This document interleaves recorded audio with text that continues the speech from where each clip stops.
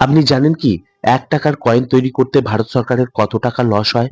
1947 সালে ভারত স্বাধীনতা পায়। তারপরেও ব্রিটিশ সরকারের কারেন্সিতেই ভারতের ইকোনমিক ব্যবস্থা চলতে থাকে। 1950 সালে ভারত সরকার নিজে 1 টাকার কয়েন তৈরি করতে শুরু করে। 1992 সাল থেকে 1 টাকার কয়েন তৈরি করার জন্য স্টেনলেস স্টিল ব্যবহার করা হয়। এই 1 টাকার কয়েনটির ওজন 3.76 গ্রাম, ডায়ামিটার 21.93 মিলিমিটার আর থিকনেস 1.45 মিলিমিটার।